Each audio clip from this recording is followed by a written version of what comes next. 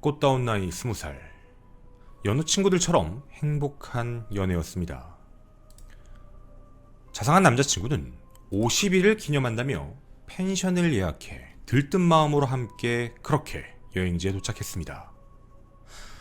남자친구의 이벤트는 끝이 아니었습니다. 멋진 선물을 준비했다며 숨겨놓은 장소를 이야기해 주었고, 마치 보물찾기 게임을 하듯 들뜬 마음을 품고 펜션을 나섰습니다. 그런데 그곳에서 기다리고 있던 것은 흉기를 든 살인마였습니다. 당신이 몰랐던 사건, 김원 사건 파일, 계획된 살인극, 감춰진 비밀들 편입니다.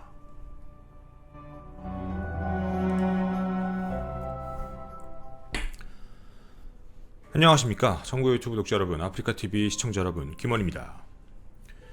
2021년 10월 9일 오후 11시 전남 화순군 북면 백아산 인근 한 펜션에 살려달라는 비명소리가 퍼집니다.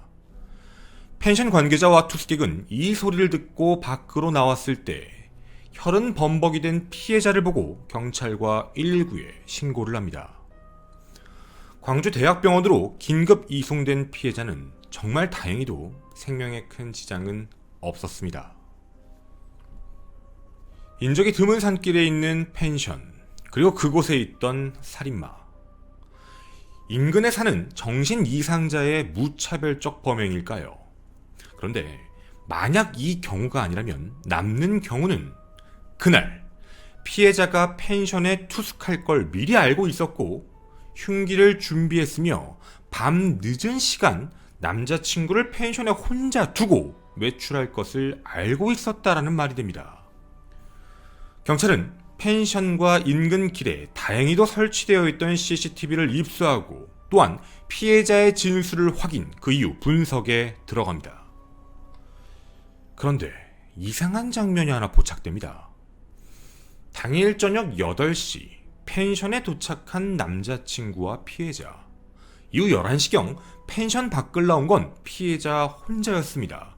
그런데 무슨 이유에서인지 주춤거리며 다시 펜션으로 들어갔고 얼마 뒤 다시 혼자 나와 살인마가 있던 그 길을 걸어가게 됩니다. 40분이 지난 시각, 맨발로 피범벅이 되어 펜션으로 뛰어오는 여자친구 모습에 이어 한 남자가 등장하게 됩니다. 그 남자, 펜션으로 쫓아온 걸까요? 그 다음 장면은 정말 충격적이었습니다. 이 살인마는요, 바로 남자친구의 아우디 차량 그 트렁크를 열고 그 안으로 들어가는 모습이었습니다.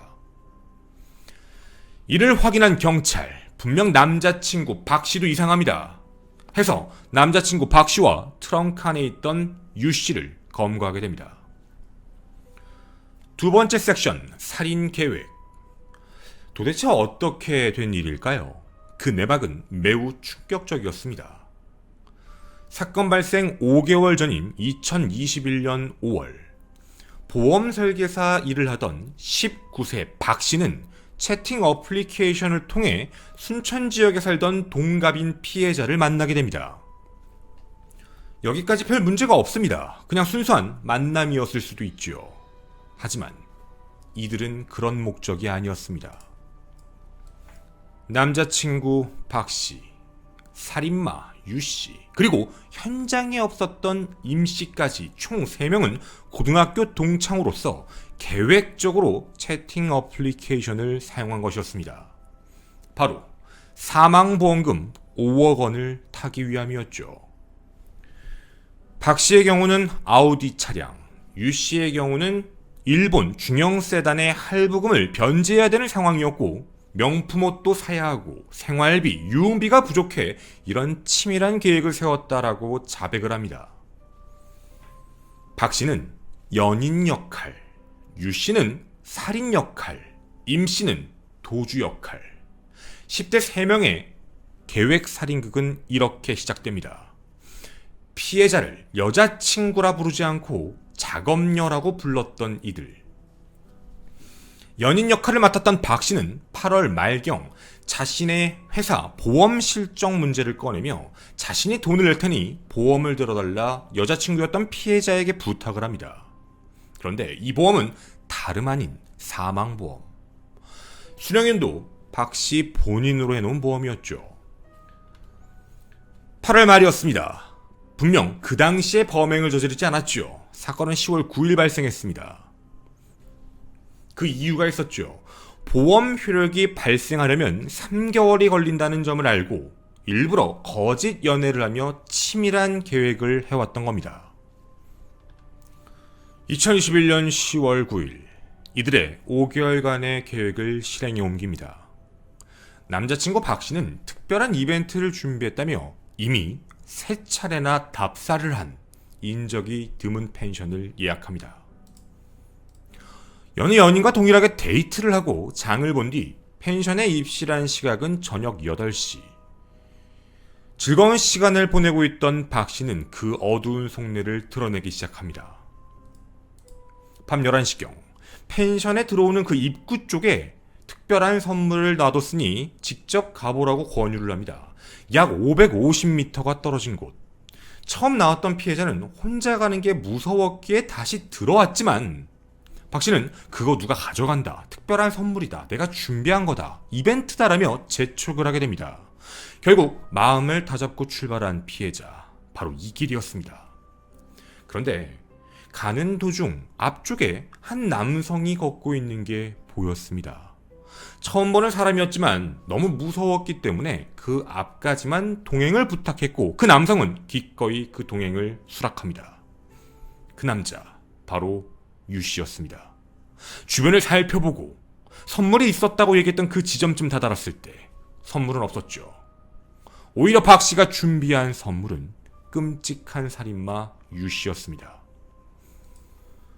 준비한 흉기로 정확하게 피해자의 목을 겨냥해 수십 차례 공격을 했지만 범행 도중 흉기의 손잡이 부분이 부러졌고 이후 목을 조르며 죽이려 했지만 가까스로 피해자는 도망을 쳐 어두운 길 옆에 있던 수로에 잠깐 몸을 숨긴 뒤 유 씨가 사라진 걸 보고 펜션 방향으로 뛰어온 것입니다. 그런데 궁금한 점이 있습니다. 유 씨는 왜 박 씨 차량의 트렁크에 숨은 걸까요? 이들은 사전 답사를 이미 끝냈습니다. 펜션 근처로 오면 찍힐 거라는 건 충분히 알 수 있는 상황이었죠. 문제는 이러했습니다. 도주의 역할을 맡았던 세 번째 공범 임 씨가 어떤 이유에서인지 사건 현장으로 가던 도중 갑자기 타이어에 펑크나 운행을 하지 못해 결국 순천에서 마지막으로 검거되었습니다. 확인 결과 이들은 범행을 완벽하게 해야 한다며 흥분하지 말자 진정제를 3알씩 나눠 먹어 그리고 범행을 저질렀지요. 하지만 이들의 살인극은 이렇게 막을 내렸습니다. 10월 12일 광주지법 영장 실질 심사가 있었습니다. 이들은 기자 앞에서 죄송하다라는 말만 남겼습니다.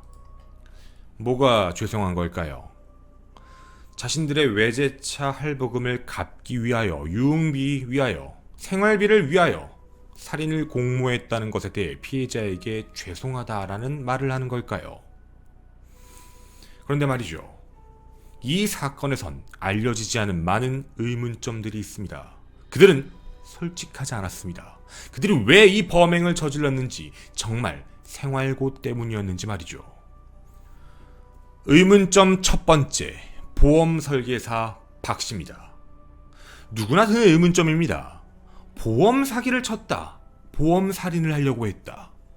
처음부터 보험 살인을 저지르는 게 참 어려울 겁니다. 즉, 그 예행 연습이 분명 존재합니다. 한두 번 보험 사기를 치다 보니 잡히지 않는다라는 확신 때문이지요. 이유가 있었습니다. 바로 이들이 구매했던 외제차도 마찬가지로 보험 사기의 대상으로 차량 고의 사고를 통한 보험 사기가 확인이 됩니다. 그런데 문제가 생겼습니다. 계속 그런 식으로 보험금을 탔던 이들. 그런데 점차 차량의 사고가 누적되자 보험사는 의심하기 시작을 합니다. 또다시 차량으로 보험금을 타려고 했을 때 더 이상 무언가 안 될 것 같다고 판단했던 이들. 그리고 여러 번 하면 걸릴 수 있다라고 판단했던 이들. 이후 큰 금액을 원했던 이 범죄자들에게 범행은 더욱 대범해지고 결국엔 청부살인 계획까지 세웠던 겁니다. 그럼 이런 생각이 듭니다. 이들이 노린 피해자가 정말 한 명뿐이었을까요? 역으로 이야기하면 채팅 어플리케이션으로 만났던 피해자가 단 한 명뿐이었을까요? 만약 그녀가 자신들이 원했던 대로 보험을 들어주지 않으면 그땐 어떨까요? 분명 이들에게 노렸던 피해자가 한 명이 아닐 가능성이 매우 높습니다. 현재까지도 경찰은 이 부분을 집중 수사 중이라고 합니다. 그러면 이들이 이야기했던 자동차 할부금을 내기 위하여, 생활고 때문에 명품을 사기 위하여, 유흥비 때문에는 전부 거짓말입니다. 이들의 진짜 범행 목적은 더 이상 보험 사기로 돈을 받을 수 없었기 때문입니다. 즉, 보험에 대한 허점을 노려 보험 사기에 대한 부분의 가장 큰 쪽을 건드려 한탕하고 끝내겠다라는 생각이 이들의 범행 계획일 겁니다. 의문점 두 번째가 있습니다. 아마 앞선 내용들을 조금 들어보시면 날카로운 생각을 가지신 분은 이상한데? 라는 생각이 드는 대목이 있었을 겁니다. 바로 효력 발생입니다. 이들은 5월경 만남을 시작해 50일 기념으로 여행을 떠난 상황입니다. 시간을 역으로 돌려보면 2021년 8월 20일경, 앞뒤 전후의 편차는 있겠지만 이들은 연인 사이가 됩니다. 그리고 8월 말 보험을 들었다는 것으로 보아 만남부터 연인 사이까지 약 3개월의 시간 편차가 존재하지요. 즉, 바로 사귀었다라고 보긴 어렵습니다. 간을 봤을까요? 여러 명의 피해자를 물색해두고 그 중에 가장 확률이 높은 사람을 선택했던 걸까요? 그럼 8월 말에 보험을 들고 살인 계획을 세운 이들. 문제는 8월 말부터 사망보험금 수령까지의 시간은요, 3개월입니다. 9월 말, 10월 말, 11월 말로 확인됩니다. 그런데 범행 날짜는 10월 9일이었죠. 왜 한 달 가까이의 시간을 끌었던 걸까요? 무슨 생각이 있었던 게 아닐까요? 의문점 세 번째. 두 번째 의문점과 그리고 앞선 계획을 살펴보면 나오는 자연스러운 의문점입니다. 이들의 계획은 살인을 저지르고 도주만 하는 것이었을까요? 그렇다고 보기엔 살인 역할을 했던 유 씨의 행적이 납득이 가지 않습니다. 그리고 이들은 오랜 시간 계획을 저질렀지요. 한쪽이 눈에 띕니다. 도주의 역할이라 했던 임 씨의 역할이 정말 도주만 있었을까요? 물론 추측입니다. 그에게 역할이 하나가 더 있지 않을까요? 바로 시신 유기. 자, 바로 이런 문제입니다. 보험금을 타기 한 달 전이었습니다. 피해자가 실종되고 제일 처음 의심을 받을 수 있는 건 당연 남자친구 박 씨입니다. 그 안에서 보험금과 관련된 이야기가 나왔을 때 아니다, 보험금을 수령할 수 없다. 왜냐하면 3개월 차부터 가능하기 때문이다. 만약 내가 범인이라면 3개월 이후일 것이다. 바로 이들은 시신을 옮겨 실종 처리를 시키고 나중에 박 씨에게 오는 무언가 의구심 혹은 의문점들이 해소가 되고 이 피해자가 결국 사망했다는 걸 알게 되었을 그때쯤 실종 신고에 대한 계획을 미리 세운, 검거와 실종을 생각해 놓은 치밀한 계획이 아니었을까라는 의문점이 드는 대목입니다. 의문점 네 번째가 있습니다. 외부에 이 사건이 이렇게 기사화가 되었지요. 10대들의 이벤트 살인. 사건의 세상에 알려지고 많은 분들이 걱정하시는 내용이 있습니다. 첫째, 아니 10대가 어떻게 외제차를 할부할 수 있지? 그리고 어떻게 10대가 이런 끔찍한 범행을 저지를까? 사람들은 이렇습니다. 저거 또 소년법을 노릴 것이다. 즉, 감형돼서 바깥으로 나올 것이다 라는 의문점들. 그러니까 소년법 폐지해야지. 봐라, 10대들의 범죄가 끔찍해지고 있다라는 댓글들이었습니다. 그런데 저는 이 사건을 처음에 접수받고 소년법에 대한 이야기가 납득이 쉽게 되지 않았습니다. 분명 이들은 제가 아는 선에선 소년법 적용 대상이 아니기 때문이죠. 그래서 이들의 나이를 다시 한번 확인해 보았습니다. 박씨 만 19세, 유씨 만 19세, 임씨 만 20세. 자, 이들 3명은 고등학교 동창으로 써 있습니다. 하지만 만 나이가 지금 다르게 나오는 건 생일 차이일 것입니다. 실제로 소년법에 대한 내용은 굉장히 복잡합니다. 예를 들자면 민사와 형사가 바라보고 있는 나이의 기준, 소년의 정의가 다를 경우도 있고요. 또 하나, 소년법과 청소년 보호법에 대한 나이도 편차가 있습니다. 예를 들자면 소년법에서 범죄 소년, 즉 범죄적인 처벌을 가할 때는 만 14세에서 19세까지라고 적혀 있습니다. 정확히는 19세 미만이죠. 청소년 보호법은 만 19세 미만, 즉 많이 있고 없고 차이, 미만이 있냐 없냐 차이들도 여러 가지로 복잡해집니다. 해서 저는 소년법과 관련된 건 좀 말이 안 된다, 10대라는 내용이 떠서 사람들이 오해하는 거 아닐까라는 생각이었죠. 그런데 우연치고 이상한 점이 존재합니다. 이들은 청부살인 계획을 했습니다. 보험금을 타기 위해서였죠. 보험 설계사 박씨 19세, 살인 역할 유씨만 19세, 도주, 우리가 추측하고 있는 유기까지의 역할 만 20세 임씨, 고등학교 동창. 범죄 혐의에서 만약 검거됐을 때 가장 직접적이고 형량이 강할 수 있는 죄목에선 생일이 지나지 않은 19세 2명이 가담했고, 이미 만 나이가 20살이 된 임씨의 경우가 도주의 역할을 맡았다는 부분입니다. 이들 중에 내가 살인할게, 내가 도주할게, 이걸 마땅히 받아들이기가 어려웠을 대목인데요. 정말 이들은 이 대목을 노린 걸까요? 실제로 그래서 저는 궁금해 소년법과 관련되어 있는 인터넷 규정의 글들을 다시 살펴봤습니다. 네이버를 확인해봤는데 정말 신기한 걸 찾았습니다. 변호사분들도 말의 한 끗 차이를 왔다 갔다 해서 잘못 적혀있는 글들이 있었습니다. 예를 들자면 분명 소년법상 소년의 규정을 19세 미만으로 규정을 하는데 거기 어떤 글에서는요, 만 19세까지 라는 변호사님들의 댓글도 있었습니다. 물론 이 부분에 대해서 그분들이 몰라서라는 게 아니라 말의 한 끗 차이 부분을 넣고 안 넣고의 차이들이 있었겠죠. 즉 저조차도 다시 확인을 해볼 때 너무 이상해서 직접 변호사님께 다시 질문을 드릴 정도였습니다. 만 19세 미만인 자를 일컫는 건지, 만 19세까지를 일컫는 건지, 이런 경우였죠. 해서 의심이 가는 대목이었지만 어느 정도 오해하고 착각했을 가능성이 있다라는 판단, 혹은 그걸로 설득을 한 게 아닐까라는 의심점이었죠. 그런데 여러분께 미리 못 받고 말씀드리겠습니다. 이들은 그 어떤 경우에도 포함되지 않습니다. 이미 이들은 성인입니다. 만 19세 미만으로 소년법을 규정하고 있기 때문에 이들은 소년법 적용 대상이 아닙니다. 그렇다고 만약에 어떤 생일의 문제 때문에 소년법 안에 적용될 수도 있지 않느냐고 걱정하시는 분들이 있으실 겁니다. 저 또한 마찬가지였죠.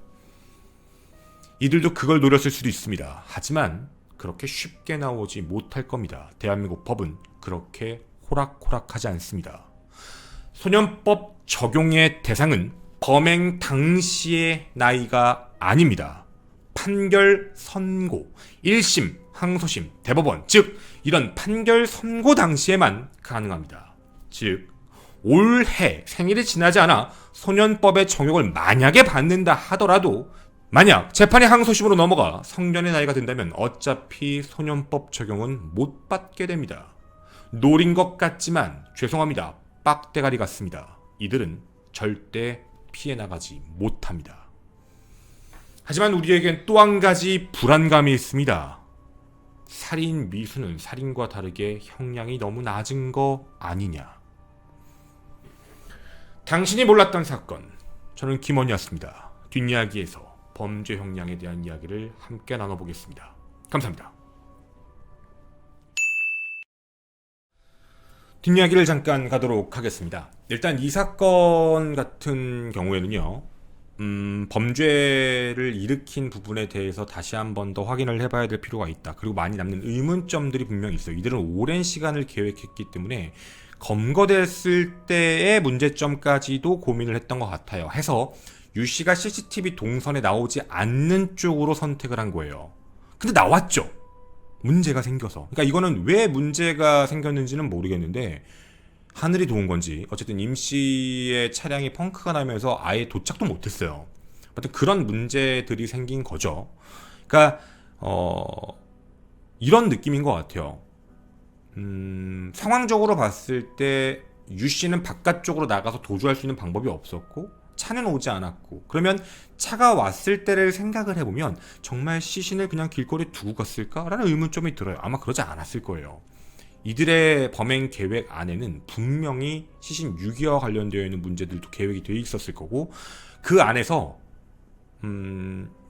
남자친구였던 박 씨는 어떻게든 코스프레를 하려고 했을 거예요. 실제로 피해자가 살아서 왔잖아요. 그때 당시에 남자친구 박 씨가 자신이 보호자임을 자처하면서 앰뷸런스도 같이 탔다고 해요. 자기는 계획대로 되지 않아 굉장히 당황했겠죠. 이 상황이 뭐지라는 생각 때문에. 그리고 피해자는 의심을 하고 있었어요. 이 상황에 대해. 그래서 남자친구가 이상하다고 얘기를 한 거고. 그러니까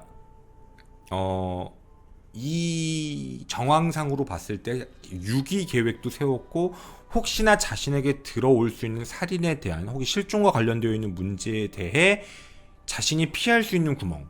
아니 이거 남자친구 여자친구라 내가 보험 설계사 일을 해서 이거 그냥 들어달라고 한 것 뿐이다.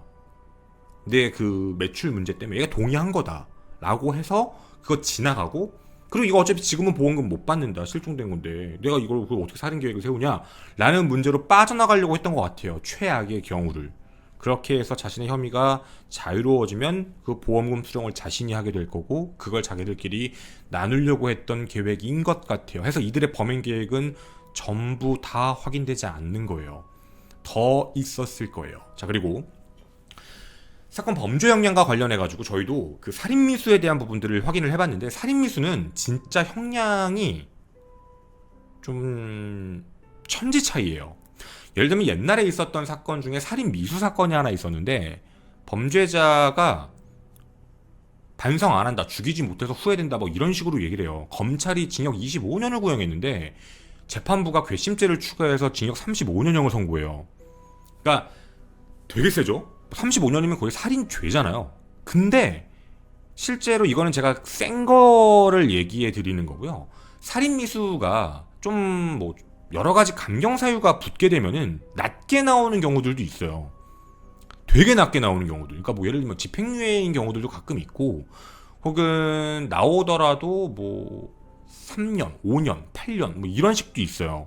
그러니까 이게 어떻게 나오냐에 따라 다른 문제인데, 이거는 저도 주변에 여쭤봤는데 아무도 예측을 못 하시더라고요. 특히 이게 살인미수건에 대해서는. 왜냐면 이게 살인미수도 동기를 되게 많이 봐요. 왜 그런 일이 있었지? 이런 거. 왜 이런 일이 발생됐지? 어떤 목적이지에 대해서 이제 거기도 이유들, 뭐 참작에 대한 이유인지 아닌지 여러 가지를 이제 보게 되는데요. 이 사건 같은 경우에는 많이 얘기를 하는 게 좀 형량이 세게 나올 수 있다고 판단하는 이유가 보험 사기예요. 사실 보험 사기가 금액에 따라 좀 다른데 이게 5억 원 정도가 좀 애매하게 겹치는 것 같아요. 그게 기준이 제가 정확하게 모르겠는데 기억이 안 나는데 5억 기준으로 그 이하랑 이상으로 나뉘는 것 같거든요. 이상이면 형량이 되게 높게 올라가고 그 이하 정도면 형량이 좀 낮은 것 같아요. 근데 이 건에서는 지금 만약에 징역형이 선고가 된다라고 얘기를 했을 때 보험 사기와 관련되어 있는 문제들이 형량이 조금 더 높게 책정이 될 가능성이 높다라고 보시는 것 같아요. 물론 우리가 지금 얘기한 이 정황들 있죠, 상황들, 그리고 추측했던 이런 의문점들에 대한 계획이 더 있었고 목적이 더 있었다라는 기준을 깔고 보험 사기에 대한 부분들이 더 많은 계획 시도가 있었다, 뭐 피해자를 더 물색했거나 아니면 피해자에 대한 시도가 더 있었거나 아니면 그 전에 보험 사기 단계들도 있거나 뭐 이런 것들이 더 추가적으로 밝혀지게 되면은 아마 여론을 탔기 때문에 지금 이 사건이 형량이 꽤 나올 수 있다라고 보는 것 같아요. 사람들 사이에서 기억에서 지워지지 않으면 꽤나 나올 수 있다는데, 물론 살인죄보다는 낮게 나올 거라고 보고요. 또 여기서는 이런 문제가 껴요. 청부살인, 청부살인이죠. 미수지만 살인 미수. 그러니까 각자의 형량이 달라요. 그리고 여기는 물론 이게 처음부터 청부 계획살인에 대한 문제를 공동정범으로 묶을지는 모르겠어요. 이거는 이제 검찰이 기소하는 거에 따라 달라서 공동정범으로 묶으면 다 같이 똑같이 갈 건데, 만약 얘네들이 그걸 쪼개려고 하면 자기들 이제 각자 살려고 할 거, 이거 100%예요. 얘네들 이 안에 이제 들어가서 구속되고, 의리가 어딨어요 이 안에서. 구속되고 이제 그 안에서 재판 앞두고 기소 준비를 하게 되면 자기는 뭐 일부 돈 준다 그래서 도주만 시키려고 했다, 자기는 살인에 대해서는 동의하지 않았다, 잘 몰랐다, 이런 식으로 어떻게든 빼려고 할 거예요. 각자의 살인 그 죄명에 대해서 낮출, 이건 100%예요. 얘네들은 범죄자 다 똑같아요. 처음에는 으쌰으쌰해서 같이 하자라고 해놓고 뒤에 가면 이제 서로 얘기를 할 거란 말이에요. 이거 수사가 완벽하게 그래서 돼야 되는 문제인 거고, 서로 자백도 어떻게 보면 할 것 같아요. 이런 상황 저런 상황에 대해서. 그래서 이런 부분들로 봤을 때 만약에 공동정범으로 다 묶이는 게 아니라 만약 이들이 나뉘어서 하게 되면 이 사람은 이제 도와준 거죠. 공범이고 뭐 이제 범죄자 도주에 대한 문제인 거니까. 그리고 사체유기도 만약에 안 됐잖아요. 우리나라는 사실 발현이 되지 않은 거에 대해서 형량을 세게 매기는 게 아니니까, 지금 사람이 사망한 건 아니니까 사체유기 미수라고도 할 수 없어요 사실. 이렇게 되면 따로 가게 되면은 이쪽 케이스 같은 경우에, 이 임씨 같은 경우에는 형량이 뭐 추측입니다. 여러분 100% 아니에요. 안 나올 가능성도 있다는 얘기예요. 집유로 나오거나 집행유예. 그러니까 진짜 실형을 선고받을 확률이 없다. 왜냐면 범죄 현장에 가지도 못했어요. 가려고 했는데 뭐 타이어가 펑크가 나서 못 갔다라고 하잖아요. 자, 여기서 느낌 쎄하죠? 얘 변호사가 만약에 일부러 안 간 거다, 이건 좀 아닌 것 같아서 자기가 타이어를 펑크 내고 안 갔다. 아니 뭐 이것도 물론 뇌피셜이지만 이거 이런 식으로 빼요. 100%예요. 이거 정황 안 보이면 일부러 타이어 펑크 낸 척하고 안 갔다, 마음이 바뀌었다, 이건 좀 아닌 것 같아서 안 간 거다 라는 식으로 100% 진술 바꿀 거예요. 자기도 처음에는 그런 생각을 해서 같이 하려고 했는데 사건 막상 당일이 되니까 두려웠고 무서웠고 아닌 것 같아서 이렇게 했던 거다, 이런 식으로 해서 어떻게든 빼려고 할 거예요. 얘는 어떤 뜻인지 아시겠죠? 뭐 이런 케이스가 될 거고, 그렇게 만약에 이거를 부정 못하면 진짜 기소조차 안 될 수도 있어요. 자칫 잘못하면 검찰이 뭐로 기소하지라는 문제, 공동정범이 아니면, 그게 명확한 게 아니면. 그러니까 그런 부분도 끼고, 얘는 뭐 직접 살인 미수잖아요. 지가 흉기 들었고 죽이려고 했으니까. 얘 100% 뭐라고 할 것 같으세요? 얘 이거 다 똑같아요. 재판장 가면 자긴 죽일 일도 없었다 그래요. 뭐 그런 식으로 또 하겠지. 무서워서. 자기는 뭐 법 주려고 했다, 뭐 아니면 뭐 어디로 데려가려고 했다, 뭐 이런 식으로 100%말 바꿀 거, 뭐 들어봐도 말이 안 되는 내용인데 100% 빼려고 할 거예요. 그리고 이제 모든 책임에 대해서 주범한테 물겠죠. 얘가 다 계획한 거다, 얘가 이렇게 해서 뭐 보험 그거 하고 준비하고 얘가 다 한 거다, 이런 식이 될 거거든요. 지금 이 사건 신상 공개에 대한 부분들로 청원이 올라온 걸로 알고 있어요. 제가 이거는 잘 모르겠어요. 살인 미수에 대한, 살인 미수를 가지고 신상 공개가 되는 케이스가 제가 알기로는 없는 걸로 알고 있거든요. 살인 미수면 그게 특정 범죄에 대한 부분들만 있어요. 근데 살인 미수라서 이거는 어떻게 될지 저도 잘 모르겠어요. 솔직히 말씀을 드리면. 그래서 어쨌든 지금 이제 성만 공개되어 있는 상황이에요. 박씨, 그리고 유씨, 임씨 이렇게 되어 있죠. 근데 조심스러운 이야기인데 안 될 가능성이 높아요. 이게 좀 어려울 것 같다라고 보는 시각들이 더 많아요. 왜냐면 기존에 있던 것과 좀 다르고, 그리고 죄명이 달라지면, 이거 어떤 뜻인지 아시죠? 뭐 이 둘은 모르겠는데 이런 케이스 같은 경우에는 좀 장담 못하니까 뭐 어떻게 검사가 판단할지는 모르겠어요. 어쨌든 현재 지금 영장실질심사 통과돼서 구속은 됐는데 이 뒤에, 그러니까 우리가 지금 이제 얘기를 해준 뇌피셜로 던졌던 의문점들이라고 얘기한, 뭐 사실 그냥 일반적 뇌피셜은 아니었어요, 여러분. 어쨌든 의문점이라고 던졌는데 그 안에서 막 얘네들이 공모하고 계획적으로 그 전에도 해왔던 정황들이 보이면 얘는 빼박이에요. 얘는 못 빠져나가요. 공모한 거지 뭐. 그래서 그런 부분들이 있었을 때 그게 다 입증이 만약에 되면 모르겠어요. 근데 참 이것도 확답을 못하는 것도 웃기죠. 우리나라가 사실 신상 공개에 대한 부분의 기준이 어떻게 보면 너무 확실한 거는 아니고 뭐 있기야 있지만 명확하지 않으니까. 그래서 이 사건은 아마 이제 그 부분으로 갈 것 같고요. 앞으로도 내용들이 더 나올 것 같아요. 저는 일단 먼저 의문점들이라고 해서 여러분께 먼저 뱉은 내용이었습니다. 감사합니다.